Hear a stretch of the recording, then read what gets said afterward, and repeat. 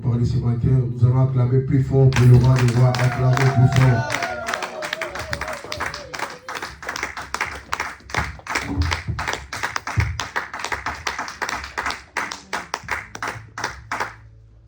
Shalom l'église. Shalom. Que le Seigneur nous bénisse. Amen. Que le Seigneur nous bénisse. Amen. Que le Seigneur nous bénisse. Amen. Nous sommes dans la joie d'être au milieu de nous parce que nous sommes chez nous. Amen. C'est notre maison. Amen. Et nous sommes très à l'aise parce que je sais que je suis parmi mes frères. Amen. Nous savons que la parole nous dit que Dieu est terrible dans l'assemblée des saints. Amen. Donc nous croyons que c'est le Seigneur qui règne parce que c'est lui le Saint des Saints. Amen. Et donc comme il règne au milieu de nous, nous sommes heureux. Et je voulais aussi remercier d'abord l'homme de Dieu, le doyen Kolomoni, qui nous a fait cette marque de considération afin que nous puissions être au milieu de vous, afin de vous parler. Amen. Vous savez, aujourd'hui, les assemblées, entre guillemets, les assemblées des saints, sont devenues comme des boutiques. Vous verrez quelqu'un, il privatise l'assemblée comme si c'est son assemblée à lui. Or, l'assemblée, ce n'est pas l'assemblée des hommes.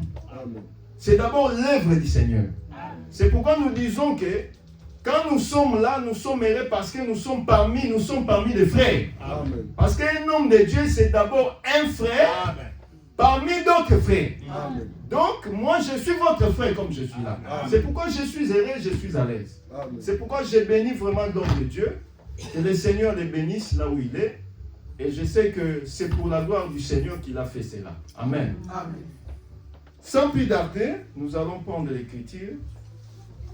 Nous allons nous lever, s'il vous plaît, pour la gloire du Seigneur Jésus-Christ. Nous allons prendre les livres de Josué 7.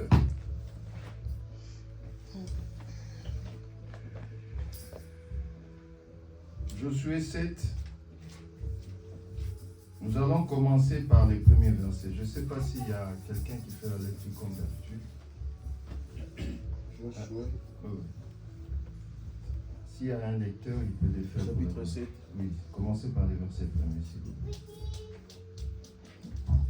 Josué chapitre 7, verset 1er. Je lis au nom du Seigneur. Amen. Les enfants d'Israël commirent une infidélité au sujet des choses dévouées par interdit. Akan, fils de Carmi, fils de Jadi, fils de Zérak de la tribu de Juda, prit des choses dévouées, et la colère de l'Éternel s'enflamma contre les enfants d'Israël.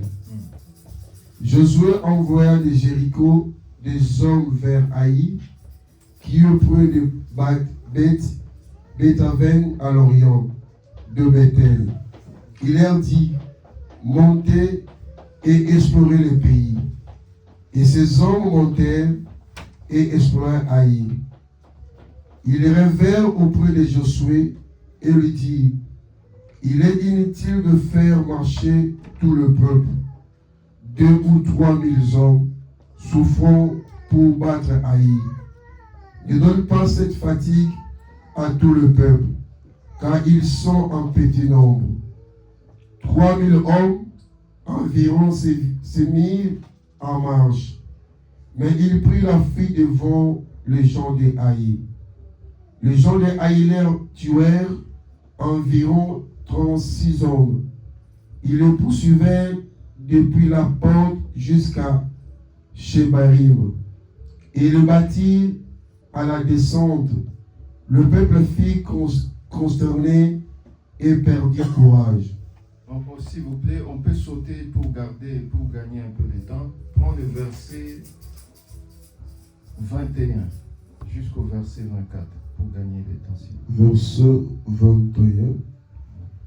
Je vis dans le butin un beau manteau de Shinéel, 200 cycles d'argent et un ligoche d'or du poids de 56 cycles. Je les ai convoités et je les ai pris. Ils sont cachés dans la terre, au milieu de ma tente, et l'argent est au-dessus. Josué envoya des gens qui courirent la tente, et voici, les Égyptiens étaient cachés dans la tente d'Akan, et l'argent était dessus. Ils le prirent du milieu de la tente, les apportèrent à Josué et à tous les enfants d'Israël, et les déposèrent devant l'Éternel. Josué et tout Israël avec lui prit Akan, fils de Zérak, l'argent, le manteau, les ligotes d'or, le fils et les filles d'Akan, ce bœuf, ses ânes, ses brebis, ses tentes et tout ce qui lui appartenait, et ils firent monter dans la vallée d'Akor. Nous pouvons nous limiter là, nous pouvons continuer la lecture jusqu'à la maison, jusqu'au verset 26. Que le Seigneur ajoute de la bénédiction à la lecture de la parole. Nous vous saluons au nom du Seigneur Jésus-Christ. Notre thème c'est « Il est avantageux » ou « Il est dans votre intérêt qu'un seul meure pour l'intérêt de tous ». C'est ça notre thème de ce matin.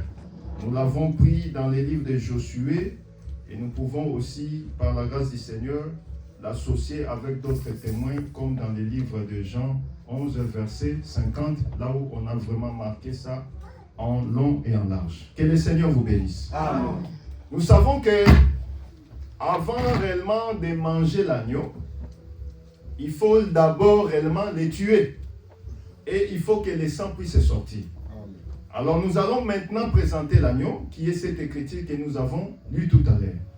On est en train de nous parler d'une chose. Israël était un peuple que les autres avaient peur, parce qu'il avait un Dieu puissant, il avait un Dieu fort. Nous savons, avant que Israël ne puisse avoir des rois sur la terre comme ça, des rois physiques, Dieu lui-même était le roi, le chef, le président, il était le tout d'Israël. C'est pourquoi vous voyez que Dieu avait déjà parlé au travers des prophètes que si un jour vous voulez prendre un roi, ça sera votre frère. Mais avant que cela n'arrive, Israël, c'est Dieu qui le conduisait. Et tous les peuples qui connaissaient et qui avaient la mention ou la notion d'Israël, avaient peur parce qu'ils savaient que le Dieu d'Israël n'est pas n'importe quel Dieu. Voyez-vous? Ainsi, il y a eu un combat entre Israël et les Cananéens dans les pays des Haïs. Alors vous allez voir ceci que Israël, quand il est allé dans le combat, ils ont perdu. Alors, cette chose était insupportable d'abord pour Israël. Parce que pour Israël, personne ne peut combattre son Dieu. Amen. Donc Israël sait que quand je sors du combat comme ça, je vais gagner. Même si le peuple peut être des milliers, mais moi je sais que comme j'ai un Dieu fort et un Dieu puissant, amen, nous allons vaincre ce combat. Amen. C'est pourquoi je prends aussi cela comme une instruction pour nous dire ceci que même si nous pouvons avoir un grand combat, nous devons savoir que nous devons vaincre, nous allons avoir la victoire sur ce combat, parce que nous avons un Dieu fort en nous. Alors remarquez que Haï était une petite ville, ou un petit pays, si vous me permettez le terme. Ils pouvaient réellement les gagner, mais ils ont perdu. Alors je suis rentré, ils ont commencé à se lamenter. Mais Seigneur, comment tu peux nous faire ainsi? Comment nous pouvons perdre contre ces peuples? Et le Seigneur révèle à son serviteur qu'il faut tirer au sort dans la tribu, dans la famille et dans chacune des personnes qui a amené la malédiction pour que réellement Israël puisse être battu. Josué se lève. Il a commencé à faire les sorts, tirer les sorts dans les tribus.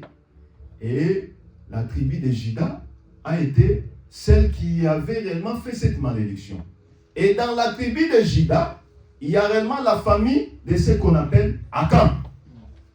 Or, Akan avait réellement envié les choses qu'il avait trouvées seulement les manteaux de Shinéa, c'était les lingots d'or et 200 cycles d'argent. Il a pris cela, il l'a mené dans sa tente, il l'a caché dans la terre. Mais Josué ne connaissait pas. Aucune personne en Israël connaissait ce qui s'était passé. Mais Dieu voyait. Voyez-vous, les gens sur la terre ne voyaient pas, mais Dieu voyait. Comme instruction, bien-aimée, aujourd'hui aussi, nous les hommes, nous commettons les péchés. Nous nous cachons devant les hommes, mais nous oublions que l'Éternel nous voit. On fait les péchés, on dit, ah non, l'apôtre ne peut pas me voir. Le bien-aimé XY ne peut pas me voir. Mais tu oublies que ton Créateur te voit. Akan a volé. Les gens, Israël et d'autres tribus, ses frères ne l'ont pas vu. Mais Dieu l'avait vu. Or, en amenant les péchés empêchent que tu puisses aller en avant. Ça te bloque, ça te stoppe pour ne pas avancer. Or, le péché d'Akan a fait que tous les peuples d'Israël ne puissent pas gagner le combat. C'est pourquoi je dirais aussi, le Seigneur dira, crois au Seigneur Jésus-Christ, tu seras sauvé, toi et ta famille. Si tu ne crois pas au Seigneur, c'est que ta famille aussi ne sera pas sauvée. Donc cela amène aussi, quand tu pêches pas seulement pour toi, tu amènes aussi le blocage pour ta famille. Voyez-vous? Donc nous voyons que le péché d'un seul a fait que tous les peuples puissent avoir la malédiction et qu'on puisse avoir le succès sur eux. Mais quand on a tiré au sort, le sort est tombé sur Akan. Alors, Josué, comme serviteur de Dieu, vient voir Akan pour lui dire, donne gloire à Dieu et hommage à l'Éternel. Remarquez ceci. Akan n'a pas refusé. Pour dire non, c'est pas moi qui ai fait cela. Il a avoué directement. C'est ça la nature d'un enfant de Dieu. Ça, c'est comme l'instruction. Un enfant de Dieu, quand il pêche, il doit reconnaître ses fautes. On ne peut pas avoir une assemblée où les bien-aimés hypocrites, ils pêchent, mais ils commencent à... Cet homme-là, il est un homme comme moi, je n'ai pas peur de lui. Non, quand tu commets un péché, il faut l'avouer, il faut reconnaître. C'est ça la nature d'un fils de Dieu. Akan est un fils de Dieu. Il a reconnu. Il a dit oui, j'ai pris les butins. Voilà ce que j'ai pris. J'ai pris 3 choses. Mais ce n'est pas ce qui est aujourd'hui dans nos assemblées.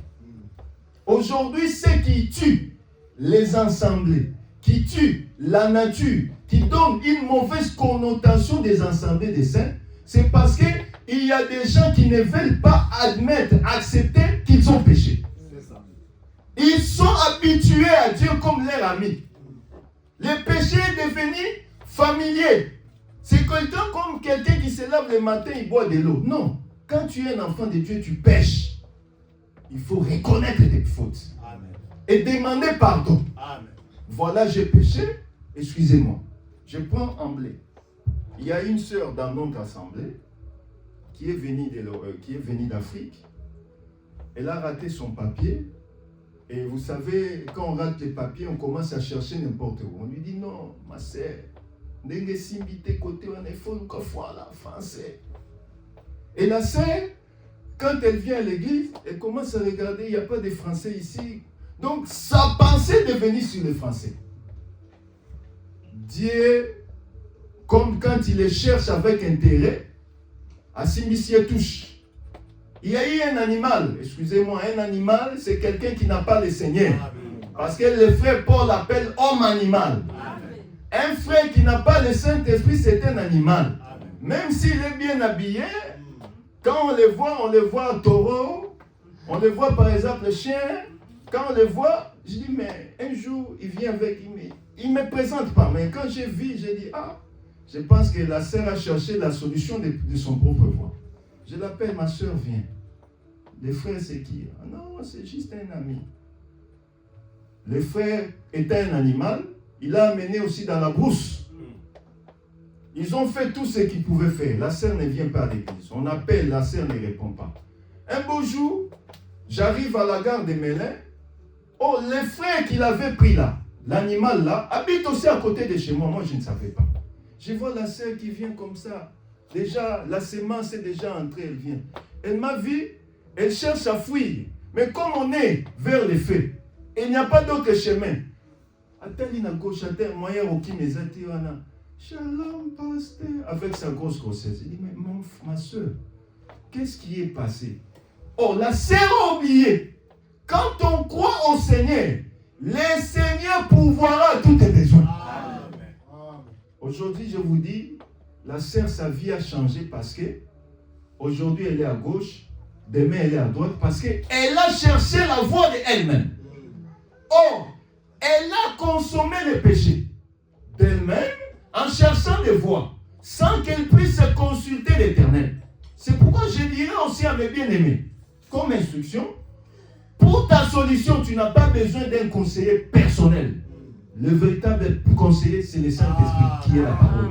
C'est pourquoi la sœur a cherché les voies selon la réalité de ce monde. Comme on est en France, je dois chercher la solution des papiers à gauche et à droite. Oh, la solution est devant toi qui est la parole.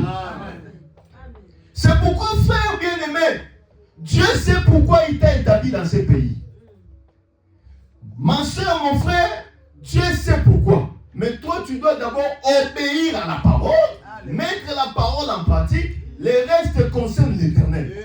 Je ferme la parenthèse. Akan a péché. Il a avoué son péché.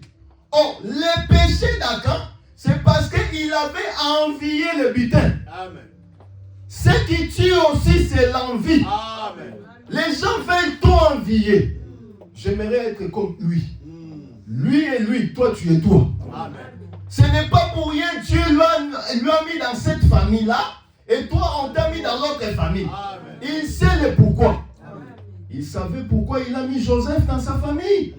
Malgré dans sa famille il était haï, mais tout ce qui se faisait c'est pour que la gloire de l'Éternel puisse s'accomplir. C'est pourquoi je dirais à quelqu'un aussi, tout ce qui peut arriver dans ta vie c'est pour que la gloire de Dieu soit accomplie dans ta vie. Amen.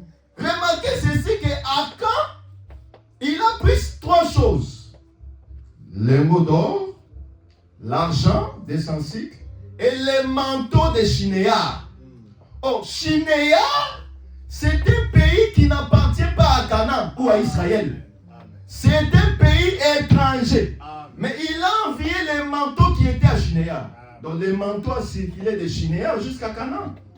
Voyez-vous? Jusqu'à Israël. Mais Dieu, qu'est-ce qu'il veut réellement nous dire? Parce que nous croyons que toute écriture est inspirée de Dieu. Amen. Elle est utile pour enseigner. Amen. C'est pourquoi nous nous disons, quand nous allons dans l'église, nous devons voir trois choses. Abraham, Isaac et Jacob. Amen. Quand on ne voit pas ces trois choses, on sait qu'on n'a pas été dans le culte. Oh, en voyant Abraham, nous voyons les sacrificateurs. En voyant Isaac, nous voyons l'autel. Et en voyant Jacob, nous voyons réellement les sacrifices.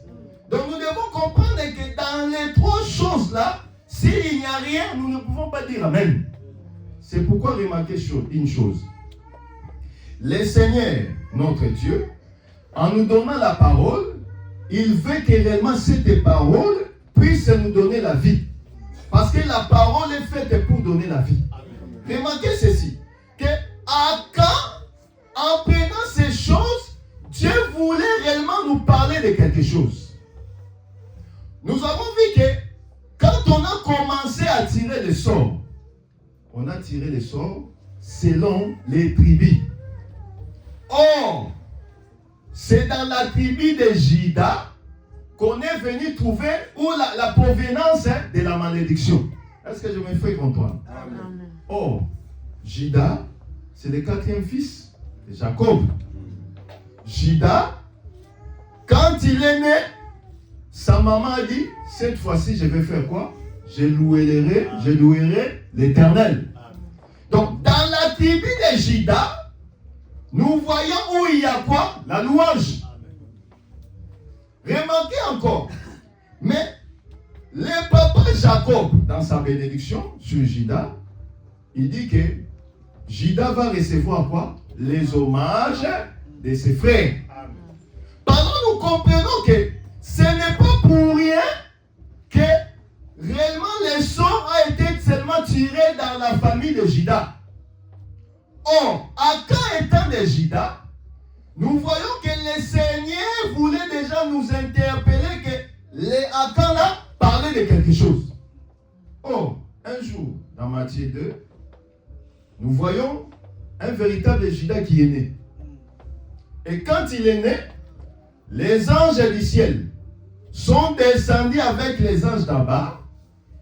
Ils sont venus louer le véritable Judas qui était dans la cage, qui est le Seigneur Jésus-Christ. Alors vous allez remarquer que la louange qui se faisait dans les ciels s'est venue se faire sur la terre. C'est-à-dire, les anges ont venu démontrer, dire que voici le véritable Judas est né. Or, ce Judas-là, c'est le Seigneur Jésus-Christ. Donc nous comprenons que quand on parle de Judas, le véritable Judas, c'est le Seigneur Jésus-Christ. Or, la parole nous dit qu'il doit recevoir les hommages de ses frères. C'est-à-dire, c'est lui qui doit louer ou donner les hommages à Judas, il doit être qui? Son frère. Est-ce que je me fais comprendre? Amen. Donc, si on n'est pas les frères de Judas, on ne peut pas les louer. C'est pourquoi nous nous disons, ce n'est pas tout le monde qui loue le Seigneur. Aujourd'hui, on est dimanche. En venant, il y a plusieurs églises.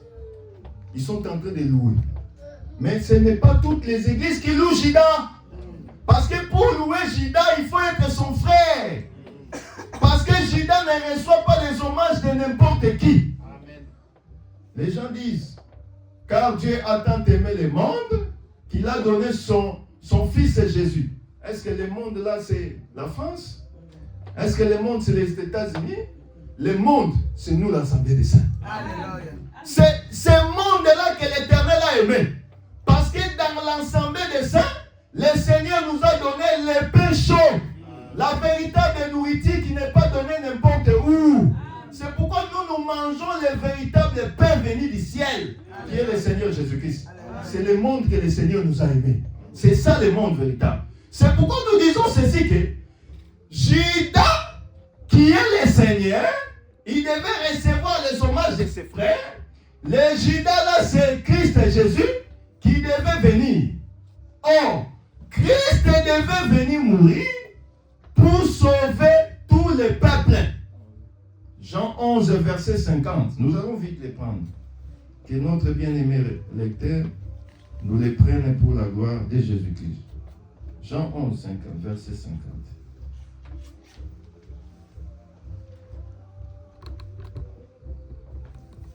Jean chapitre 11. Verset 50. Jean chapitre 11, verset 50. Je lis au nom du Seigneur. Amen. Vous ne réfléchissez pas qu'il est dans votre intérêt qu'un seul homme meure pour le peuple et que la nation entière ne périsse pas. Il est dans votre intérêt qu'un seul puisse mourir pour l'intérêt ou l'avantage de tous. Voyez-vous?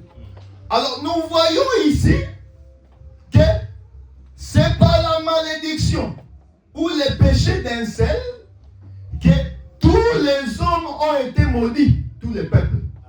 C'est aussi par le péché d'un homme que la mort est entrée dans le monde.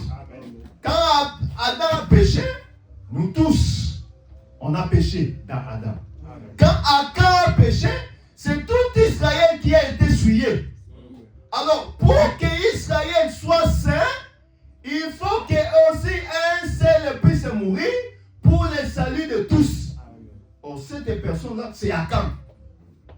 Or, Akan vient. Or, quand il vient, il prend ces choses. Il prend ces choses prophétiquement pour que nous puissions réellement avoir la vie. Or, il prend les lingots d'or. Or, vous savez, le frère Job dira que l'or, l'argent tu pourras tout vendre, mais l'or et l'argent sera à Dieu lui-même. Le livre d'Ecclésiaste nous dit aussi que l'or et l'argent appartiennent à Dieu. Donc nous voyons que parler de l'or, c'est d'abord l'Éternel lui-même. Lui qui est réellement le véritable roi, la véritable divinité. C'est pourquoi même dans Matthieu 2, nous remarquerons que quand il est né, les mages sont venus avec les présents. Et parmi les présents qu'ils avaient apportés, ils ont apporté aussi l'or. Pour dire celui-là qui est né, c'est le véritable or, c'est le véritable roi, c'est le véritable Dieu. Donc nous croyons que l'or, ça parle de la divinité. Oh, Akan, en prenant réellement de l'or, en cachant cet or-là, il voulait simplement se faire Dieu. Voyez-vous? C'est ça même l'objectif et le but qu'on avait tué le Seigneur. Quand les Juifs sont venus, ils ont dit, nous n'avons rien contre toi, mais ce que nous voulons, toi un homme, tu te fais Dieu. Oh, en se faisant Dieu, tu es un imposteur, tu dois mourir. Or, nous voyons aussi à quand prendre de l'or, prendre des lingots d'or, c'est se faire Dieu. C'est pourquoi il mérite la mort. Il doit mourir parce qu'il s'est fait Dieu. Or, en se faisant Dieu, Israël sait qu'ils n'ont pas d'autre Dieu. Et ils savent que nous attendons notre Dieu parce que la prophétie dit, lui-même viendra et va vous libérer. Donc Israël, quand il marchait, et il voyait Jésus dire qu'il est Dieu ou fils de Dieu, pour eux c'était insupportable. Ils ne peuvent pas attendre cette abomination. Parce qu'ils savent qu'ils attendent un Dieu physique qui doit descendre comme ça. Mais ce Dieu-là qui est le fils d'un charpentier, c'était un imposteur. Or, lui c'était le véritable Akan. Or, cet Akan-là, il marchait avec la divinité. C'est pourquoi ils ont dit non, toi tu mérites la mort. Toi un homme, tu te fais Dieu. Toi le fils de Marie et de Joseph, tu te fais Dieu. Tu mérites la mort. Or, c'est ça réellement la divinité et le langage que la personne d'Akan avait pris. Or, il n'a pas seulement pris les lingots d'or, mais il a aussi pris les 200 cycles d'argent. Mais remarquez ceci. Quand il a pris cela, il est allé les cacher dans sa tente, mais sous la terre, dans le sol. Or, nous savons que parler de la tente, c'est parler du corps, comme le livre des Corinthiens, le Corinthien le dit. Que aussi longtemps que nous sommes dans cette tente, nous avons encore la nature de la mort. Voyez-vous? En possédant ces choses, en amenant ça dans la tente, nous voyons que Christ et Jésus, quand il est venu, lui-même étant le véritable or, lui-même étant le véritable argent, lui-même étant réellement le véritable vêtement, il cachait toute la divinité dans son corps. C'est pourquoi nous, en tant que saints, nous croyons que Jésus-Christ est Dieu. Amen. Nous croyons que Jésus-Christ c'est lui-même le Père. Amen. Nous croyons que Jésus-Christ c'est le Saint-Esprit. Amen. Nous croyons que Jésus-Christ dans sa tente, il garde tout. Amen. C'est pourquoi Jésus-Christ c'est notre tout.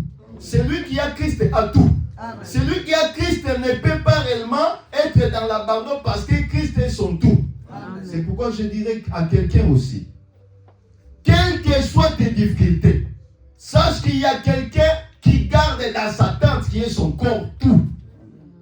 Tout ce que tu cherches est dans le corps de Christ Jésus. Alléluia.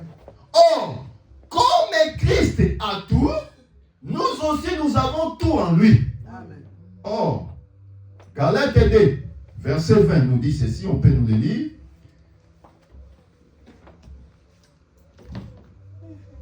Galates 2, verset 20. Galates 2, verset 20. Je lis au nom du Seigneur. Amen. Amen.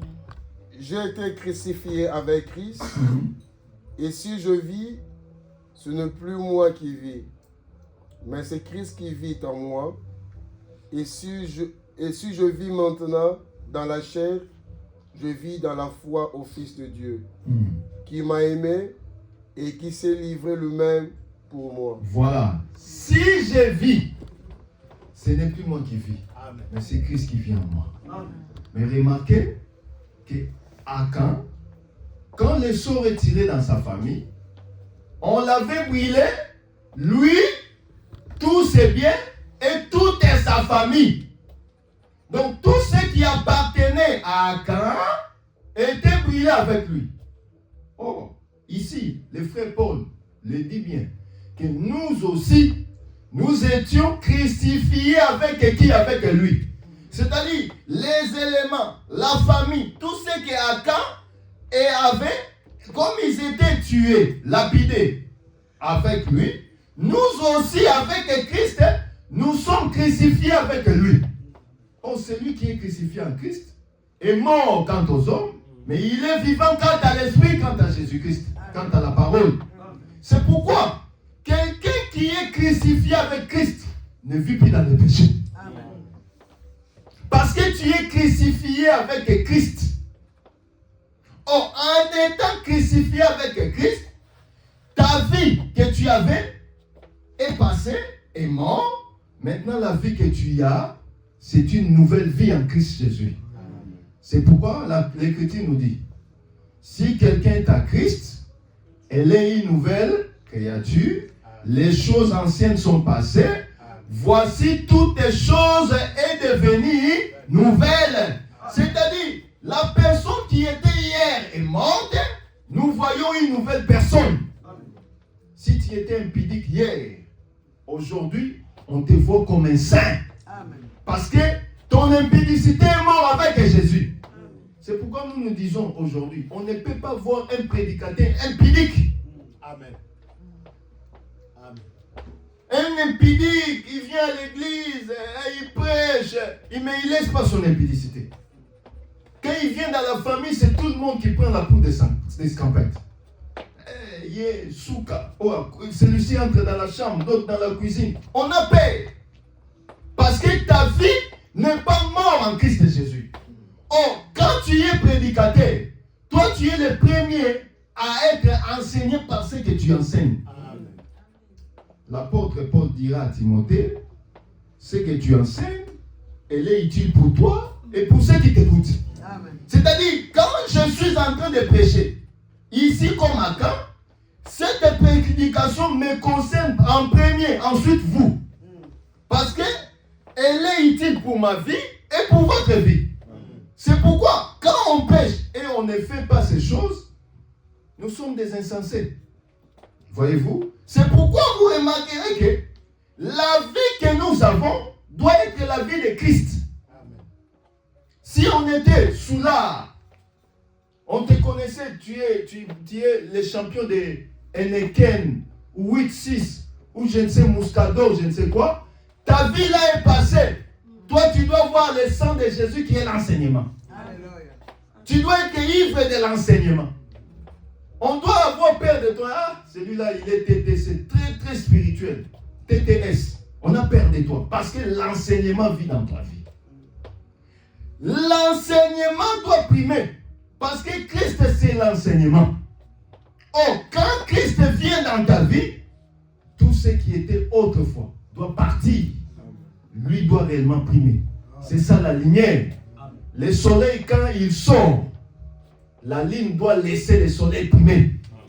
Et tout doit être dans la clarté. Il chasse toutes les formes de ténèbres. On ne peut pas voir le soleil avec la ligne au même moment. C'est l'éclipse. Et quand il y a l'éclipse, il y a les ténèbres.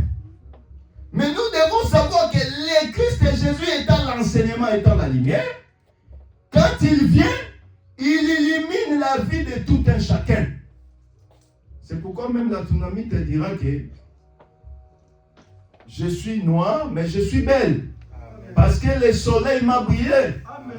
Or, le soleil, quand il passe dans la vie d'une personne, on doit voir les traces du soleil. Quand tu es prédicateur, on doit voir les traces du soleil. Tu es serre de notre assemblée, on doit voir le soleil en toi. On ne doit pas voir les ténèbres en toi. On doit voir le soleil. Parce que le soleil marque son imposition en toi. Oh, les gens voient que tu es noir. Mais ta noirté, c'est ça la beauté. Parce qu'aucune personne ne peut s'approcher de Christ et rester la même. Quiconque s'approche auprès de Christ, sa vie change. Nous avons vu Jacob. Quand il est venu, le Seigneur l'a frappé. Il a même changé son nom. Il est devenu Israël. Toi, le Seigneur t'a rencontré. Tu es toujours Jacob. On ne voit pas Israël en toi. Oh, Christ doit laisser son empreinte en toi.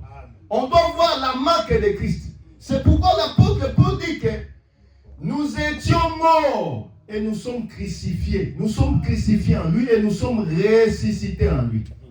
Donc la vie que nous avons est morte avec Christ, avec Akan, ensemble. Et nous savons que nous avons aussi la vie avec lui. Il est mort avec nous. Et nous avons la vie avec lui. Christ en nous, la vie doit être manifestée. C'est pourquoi nous vous exhortons, bien-aimés dans le Seigneur. Nous ne prions pas pour un homme, mais nous prions pour notre salut. On le salue très cher. Akan s'est sacrifié pour tous les peuples. Sa mort, c'était la victoire de tout Israël. Oh, Christ est mort pour toi. Donc il n'y a aucune personne qui s'était portée garant pour ton salut. C'est pourquoi, pour écouter, n'écoutez pas aussi n'importe quoi. Attache ta vie dans la pureté, dans la sainteté qui est l'enseignement. Oh, tout ce que nous avons aujourd'hui passera un jour. Nous avons vu les grands créateurs. Ils ont créé des iPhones. Steve Jobs, où est-il aujourd'hui? Il y a eu des grands noms. Saddam Hussein, Ben Laden, la reine Elisabeth. Quelqu'un qui a fait des années. Il y a même qui souhaitait sa mort. Où sont-ils aujourd'hui? Mais il y a un seul nom qui demeure éternel. C'est le nom de Jésus-Christ. Il a dit, je suis le même hier, aujourd'hui, éternellement. Oh, c'est pourquoi, au lieu de s'attacher à ce qui est éphémère, attachons-nous à ce qui est éternel. Oh, ce qui est éternel, c'est l'évangile que tu as reçu. Cet évangile te donnera la capacité de voir le mari véritable qui est l'enseignement. C'est ce qui va te donner les ailes de voir le Seigneur. C'est pourquoi, bien aimé, il fallait qu'Akan puisse mourir pour que nous puissions avoir la vie. On prophétise, il faut qu'un seul puisse mourir. Il est dans votre intérêt, un seul puisse mourir. Or, Akan devait mourir pour que la vie soit communiquée, pour que la victoire soit donnée. On remarquait que parler des vêtements ou les manteaux, ça parle des œuvres, bonnes œuvres. C'est pourquoi nous exhortons. Et nous disons ceci que Christ et Jésus, étant sur la chair, lui, il était la divinité, il était réellement l'argent, parce que parler de 200 cycles, c'est parler réellement aussi de l'argent, c'est parler du rachat. Parce que Christ, celui qui est venu racheter. On vous remarquerez qu'on n'a pas parlé de 300 cycles, on a parlé de 200 cycles. On parlait de 200 cycles, nous voyons déjà des peuples. Parce que 100 cycles, c'est pour Israël, 100 cycles, c'est pour nous l'Église. Donc, il devait mourir pour les deux peuples. C'était déjà une prophétie. Que Christ devait mourir pour les deux peuples. C'est-à-dire, nous et Israël. Mais il a utilisé cela dans ces langages-là. Or, pour aussi comprendre une chose, vous verrez qu'il est allé aussi prendre des manteaux. Nous avons dit tout à l'heure que c'était un manteau des chinéards. Mais remarquez que le manteau, c'est aussi un vêtement.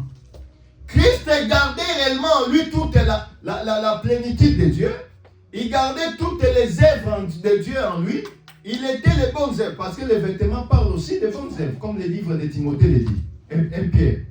Un Pierre nous dira ceci que les femmes ne doivent pas être parues de la beauté extérieure. Mais elles doivent être parues de quoi? Des bonnes œuvres. Donc, être paru, avoir les vêtements, c'est avoir réellement les bonnes œuvres. Donc nous comprenons que Christ Jésus lui-même, il avait en lui les bonnes œuvres, il avait en lui la justification, il avait en lui les rachats et il avait en lui la divinité. Tout était incorporé dans un seul homme. En ayant tout cela, nous aussi, nous ne devons pas avoir la parure extérieure, nous devons avoir la parure intérieure qui est l'enseignement. C'est pourquoi nous disons souvent, l'homme, il est pas seulement ce que l'on voit. C'est-à-dire, si on peut voir quelqu'un comme ça, peut-être que ce que l'on voit, ce n'est pas ce qu'il est réellement. Mais pour connaître que celui-ci, c'est un bon homme, on doit aussi lire son intérieur. C'est de l'intérieur de l'homme que sortent toutes les choses. Or, ce qui est de l'intérieur, c'est l'enseignement qui entre. Quand l'enseignement entre, cet enseignement aussi sera extériorisé afin que nous puissions voir que celui-ci est réellement notre bien-aimé. C'est pourquoi nous vous exhortons, mes bien-aimés dans le Seigneur, que le Seigneur, qui était celui qui devait mourir, mais il a utilisé cela dans l'ombre pour réellement nous enseigner que lui devait mourir pour le salut de tous. Mais remarquez, il a pris toutes ces trois choses, il a caché sous la terre, dans le sol. On parlait du sol, nous voyons c'est Moïse. Parce que vous allez remarquer que Moïse, c'est ce qui est tiré, la terre qui est tirée des eaux. Or, vous remarquerez qu'il a pris ces choses, il les a cachées dans la terre. Or, en les cachant dans la terre regorge quoi? De l'or, la terre regorge l'argent, la terre garde même les vêtements. C'est-à-dire, celui qui a la terre, il a toutes ces choses. Or, en parlant de la terre comme étant Moïse qui est tiré des eaux, nous voyons réellement que parler de la terre, c'est parler de la loi. Parce que Moïse, c'est celui qui est venu avec la loi. Or, aujourd'hui aussi, avant que nous puissions sortir la beauté de la terre, c'est-à-dire les lingots d'or, les rachats et les vêtements, il faut que nous puissions voir la terre. C'est pourquoi la parole, nous ne pouvons pas prêcher sans voir ce qui a été. La terre, c'est ce qui a été Moïse. C'est pourquoi en Israël, quand un Israélite, tu es devant un Israélite, il va te poser la question. Nous, Moïse ne nous a pas dit ces choses. Donc, il retombe toujours à la terre, à Moïse. Que dit la loi par rapport à ces choses? Que dit la loi par rapport à ces choses? Tout ce que nous devons faire, nous devons retourner. Au même prédicateur, quand il prêche, il prend ce que Moïse avait dit, il explique. Parce qu'aujourd'hui, la grâce, c'est l'explication de la loi. Amen.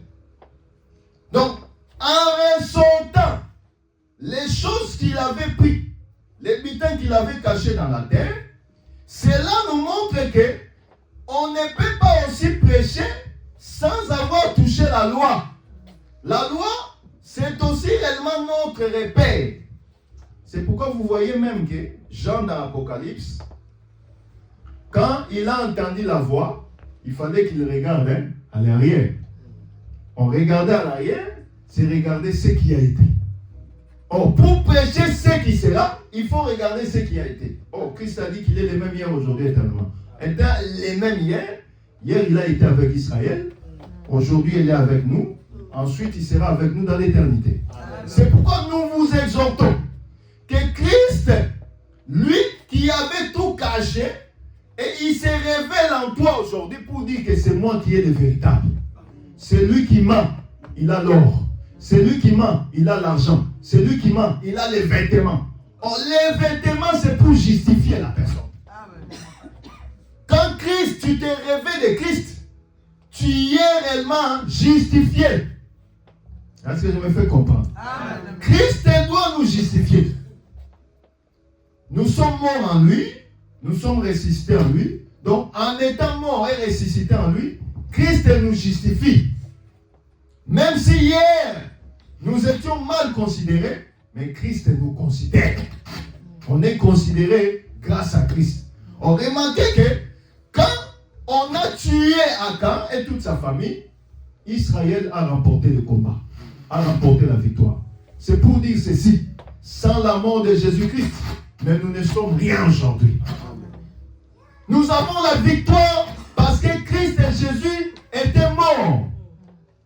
Or, c'est pourquoi je te dirai aussi, je ne sais pas quel que soit ton problème ce matin, quelles que soient tes préoccupations, Christ était mort et il est ressuscité. Il t'a donné la victoire sur tout ce qui te préoccupe. Quels que soient les soucis, que ce soit les soucis administratifs, tu regardes à gauche, tu regardes à droite, tu dis non, moi, est-ce que vraiment j'aurai les papiers dans ce pays? Les papiers, c'est rien devant notre Dieu. Amen. Que ce soit les Français, les Allemands, tous, ils vont prendre les papiers chez les préfets ou les maires là-bas. Or, nous savons que nous avons le meilleur préfet qui est le Seigneur Jésus-Christ. Amen.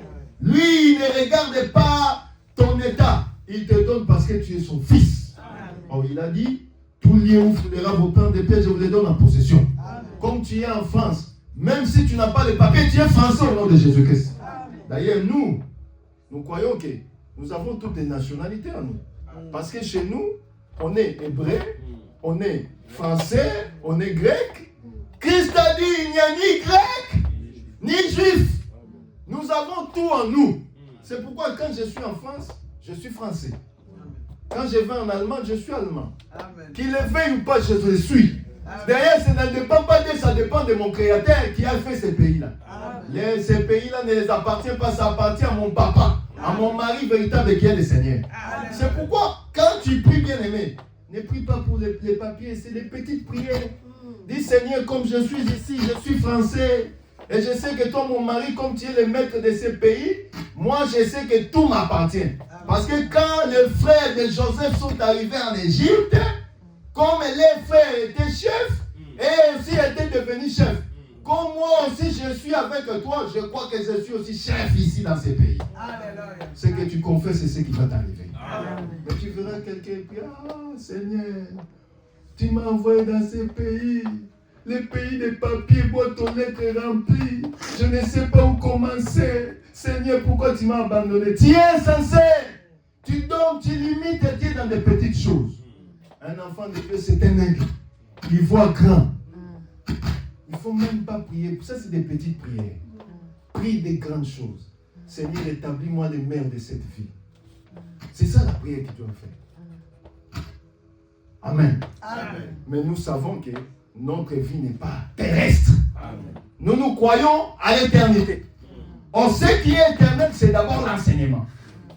Attache-toi à ce que l'Éternel dit et le Seigneur pourvoira. C'est ce que le bien-aimé Abraham avait dit à son fils. Son fils lui a posé la question de savoir, Père, j'ai vu, tu es en train on est en train d'aller offrir, mais je ne vois pas l'animal. Mais qu'est-ce qu'il avait répondu? Le Seigneur pourvoira.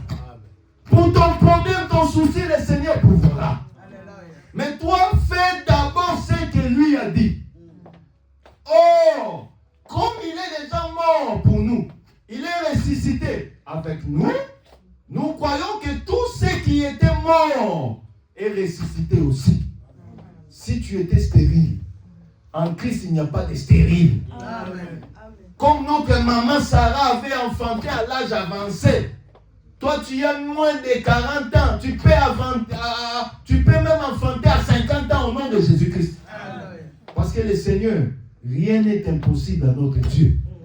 Il est capable de fabriquer des matrices spéciales seulement pour son fils, pour confondre les mondes. Si tu as une maladie incurable, sache que Jésus-Christ c'est la bombe de Galate.